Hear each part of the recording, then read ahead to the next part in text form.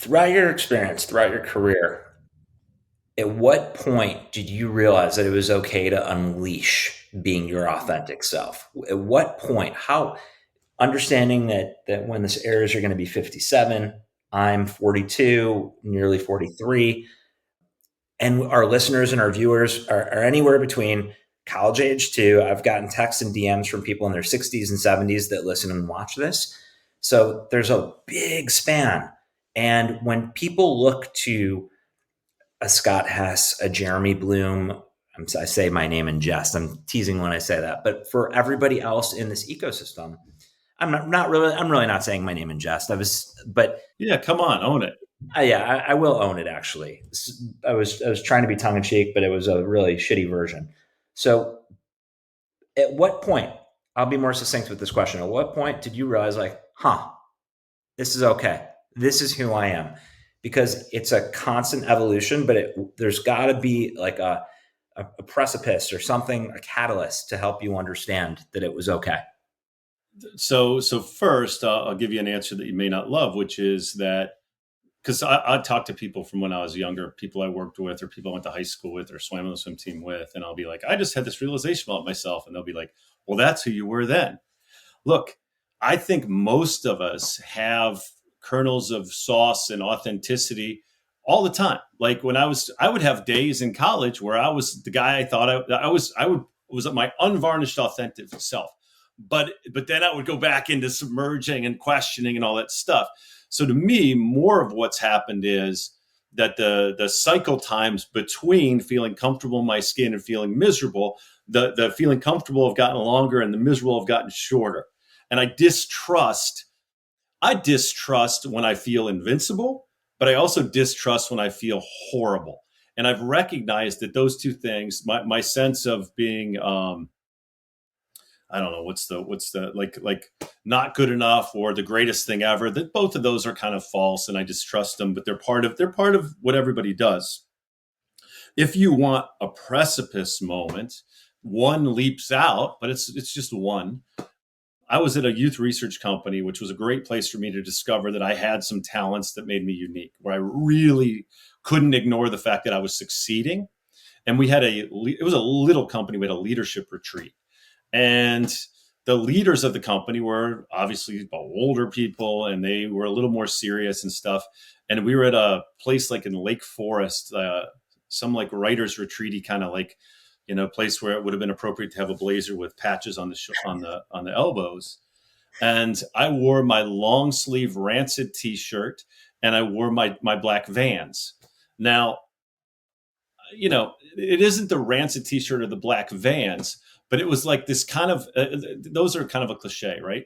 But what it was I was like, I'm not doing the thing I'm supposed to do, and I'm going to see what impact that has. And the reality was that after one of my colleagues made an offhanded comment, I was able to work and do what I wanted.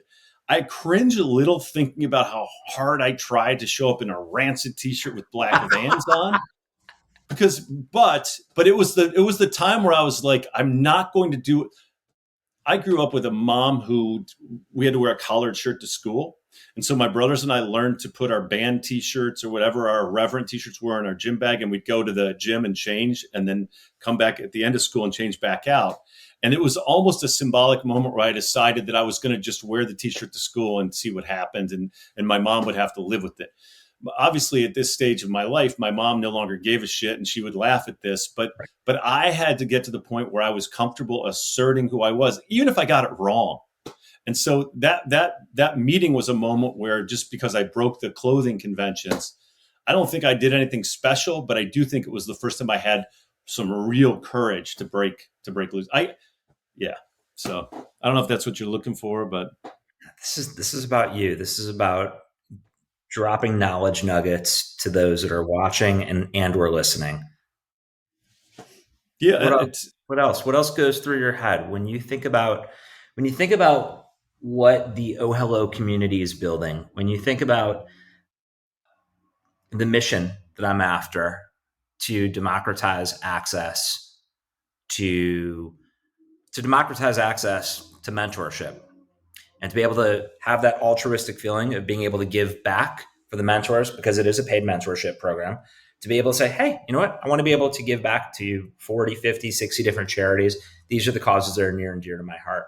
When you think about just access, you think about diversity, you think about equity, inclusion, you think about just our ecosystem of being in advertising, marketing, media, how we are usually on one side of the table when it comes to change, but we also talk a lot about making change. Many of us do. And the talk is sometimes a lot more robust than the actual walk. So maybe if you could just go a little deeper on just those topics before we end the session. This, like all the agencies, Publicis, probably the summer that George Floyd was killed was, for me, the moment where I felt like my employer and many other employers were like, I guess maybe diversity isn't just about how many people we hire of color and how good of a job we do with Black History Month. Like maybe, and there was a moment. So there was a lot of like gnashing of teeth and soul searching, and a lot of like Right. white people like me being wildly guilty and making sure that everybody knew how horrified we were by all the things that people before us had done and that we had somehow unwittingly perpetuated and all that kind of stuff. And I'm lucky enough to have Black colleagues that are friends of mine who were pretty frank and fairly merciless, like, blah, blah, blah, great. We're sorry that you feel guilty, but let's not make it about your pain. Yeah. And you're like, yeah. So I was like, oh, shit. And it was like, I was like, well, that's mean. And then I was like, oh, it's also truthful. So thank you for that. But I watched and I'm like, I don't know what to do. I'm like, I don't think I'm going to say the wrong thing because I've been reading about this for a long time and I know my heart is true, but it's still, there's a weightlessness to trying to talk as an old white guy about what diversity, equity, inclusion means. And I had some fear because what I heard from my employer was everybody can speak their heart now. And I was like, oh shit, I thought we weren't supposed to talk about this stuff at work. Now I can speak my heart. I think my heart's okay. I watched a video. It was a college coach, a college basketball coach who was white, had asked a dear friend of his who was a college coach who was Black, how do I address all this social unrest and the killing of George Floyd with my players in a way that I can connect and they'll see that my heart is pure?